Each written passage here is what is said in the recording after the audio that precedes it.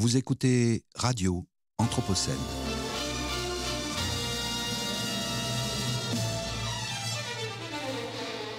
Une programmation de Radio Anthropocène avec Radio Bellevue Web et l'École urbaine de Lyon.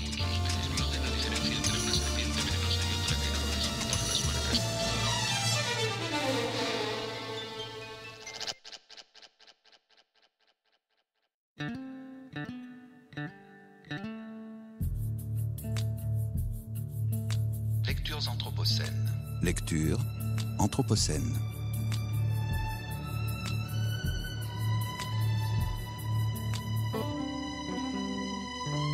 Lectures Anthropocène.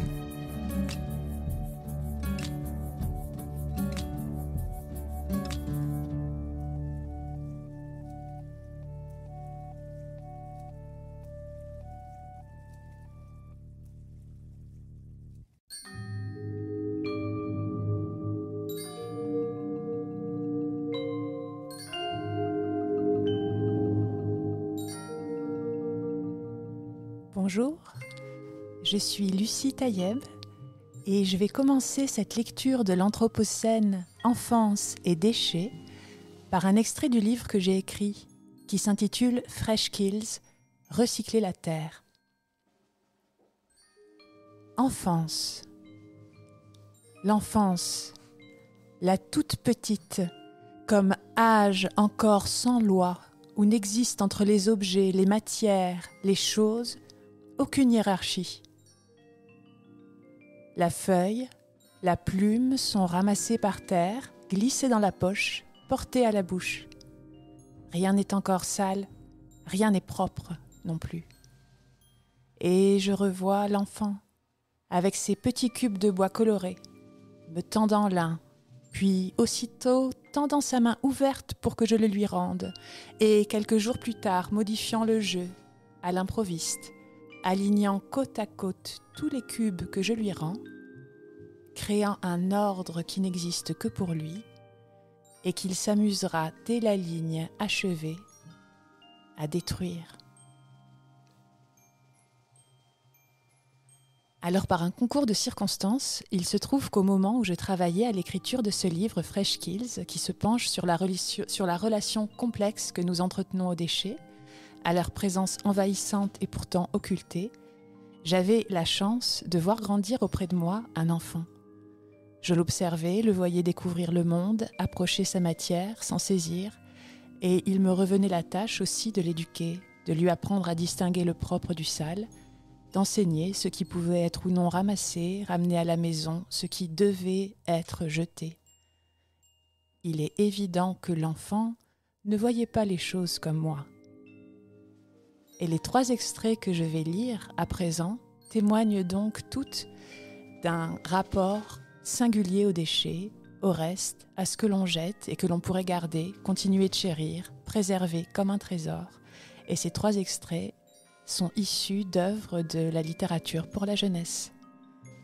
Alors je commencerai par la leçon anti-gaspi de Geppetto à Pinocchio. Geppetto, du long discours embrouillé de sa marionnette, n'avait retenu que le fait qu'elle mourait de faim, et il tira de sa poche 3 poires qu'il lui tendit. « Ces poires devaient être mon déjeuner, mais je te les donne volontiers. Mange-les et fais-en le meilleur profit. Si vous voulez que je les mange, faites-moi donc le plaisir de les éplucher. » « Les éplucher ?» s'étonna Geppetto. « Je ne savais pas, mon garçon, que tu étais si délicat. Tu fais la fine bouche ? C'est mal. Dès le plus jeune âge, en ce bas monde, il faut s'habituer à manger de tout. On ne sait jamais ce qui peut arriver, car tout est possible. »« Ah, vous parlez bien, » répliqua Pinocchio. « Mais moi, je ne mangerai jamais un fruit qui n'est pas épluché. Je ne peux pas souffrir les peaux. » Alors, le brave Geppetto, sortant un petit couteau et s'armant de patience, pela les 3 poires en prenant soin de laisser les épluchures sur un coin de la table. Quand Pinocchio, en 2 bouchées, eut mangé la première poire, il fit le geste de jeter le trognon. Geppetto lui arrêta le bras. « Ne le jette pas, tout peut être utile en ce bas monde. Bah, le trognon, c'est sûr que je ne le mangerai pas, hurla la marionnette menaçante comme une vipère. Qui sait ? Tout est possible, répéta Geppetto calmement. Les 3 trognons, au lieu de passer par la fenêtre, rejoignirent donc les épléchures sur la table.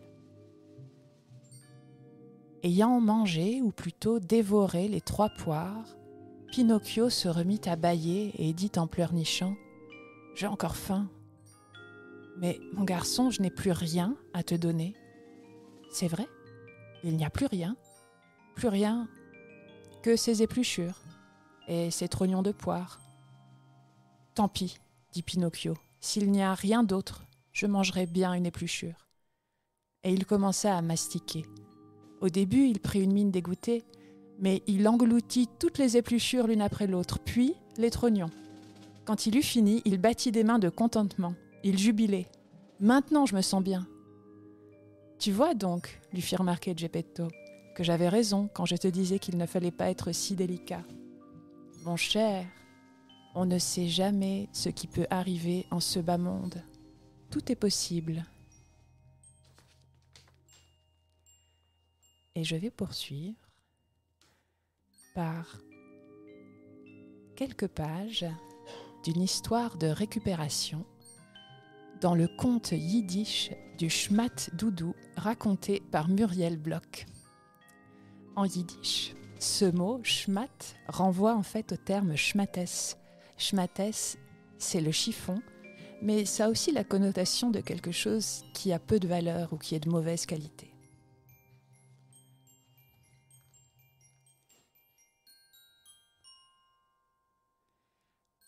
Quand Joseph est né, il était le premier bébé de sa famille. Ses parents étaient très fiers. Une semaine après sa naissance, les amis, les voisins, la famille éloignée, tous vinrent dans la chambre du petit pour faire sa connaissance. Chacun apportait un cadeau et tour à tour s'extasiait sur le bébé. Le dernier à lui rendre visite fut son grand-père. Il était tailleur et habitait de l'autre côté de la rue. Pour son premier petit-fils, le vieil homme offrit une magnifique couverture cousue de ses mains et qui avait exactement la taille du lit de l'enfant. Joseph grandit, mais il ne se séparait jamais de sa couverture. C'était son Schmat Doudou, mieux qu'une peluche. Il la traînait partout. Un soir, l'orage gronda dans la maison. Voyant le Schmat Doudou sale et déchiré que son fils serrait dans sa main, sa mère s'écria « Joseph, tu es grand maintenant, tu n'as plus besoin d'un doudou, voyons. Cette couverture est dégoûtante, je la jette. » L'enfant ne protesta pas.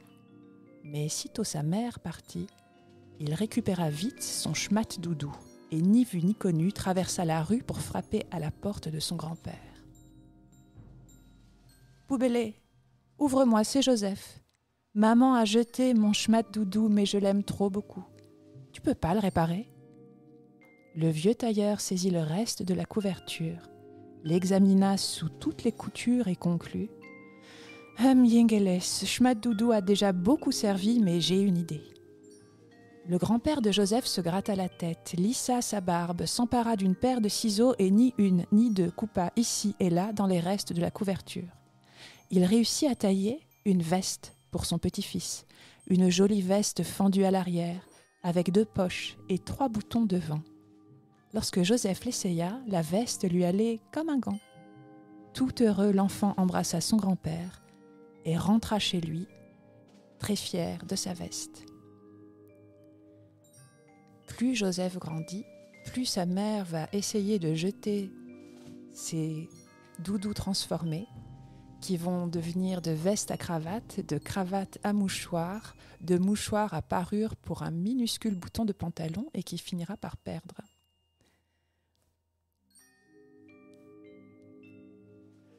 Le dernier extrait met en scène Fifi Brindacier, la petite héroïne mondiale du livre d'Astrid Lindgren qui vit seule et libre avec son singe et son cheval. Elle passe l'après-midi avec ses 2 jeunes voisins très sages qui n'ont pas la chance de vivre sans parents, qui s'appellent Tommy et Annika. Et je dédie cet extrait à tous les chercheurs et chercheuses qui écoutent ou écouteront ce podcast, en formulant le souhait que leur recherche soit aussi excitante et réjouissante que celle qu'entreprend Fifi dans ce chapitre. Je ne sais pas ce que vous avez envie de faire, mais moi, je ne vais sûrement pas rester là à me tourner les pouces. Vous savez, on n'a pas un instant à soi quand on est une chercheuse de choses. Une chercheuse de quoi ? Demanda Annika. Une chercheuse de choses ? Qu'est-ce que c'est que ça ? S'enquit Tommy. Quelqu'un qui cherche des choses, pardi, répondit Fifi, en formant des tas de farine à grands coups de balai. Le monde entier est rempli de choses qui n'attendent que d'être trouvées. Oui, mais quelles choses ? Insista Annika. Oh, toutes sortes de choses. Des pépites d'or, des plumes d'autruche, des rats crevés, des pétards, des vis minuscules, des clous. Tommy et Annika se dirent que ça avait l'air drôlement chouette d'être chercheur de choses, et ils voulaient y jouer tout de suite, même si Tommy précisa qu'il espérait bien trouver des pépites d'or plutôt que des clous. « On verra, répondit Fifi, mais on trouve toujours quelque chose. D'ailleurs, nous ferions mieux de nous dépêcher avant que d'autres chercheurs de choses ne raflent toutes les pépites d'or qui traînent dans le coin. » Et les 3 chercheurs se mirent en chasse, en commençant par les maisons du voisinage. Fifi l'avait bien dit. On dénichait parfois un clou au milieu de la forêt, mais les choses les plus intéressantes se trouvaient presque toujours près des lieux d'habitation. Mais pas toujours, j'ai vu l'inverse.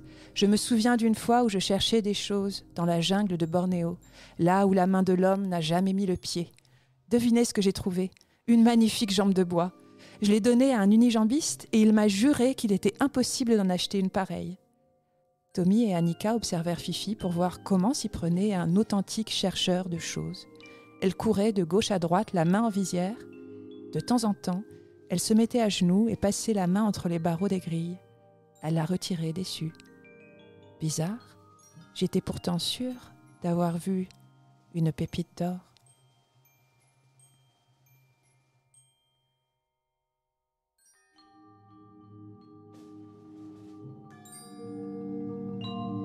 Lectures anthropocènes.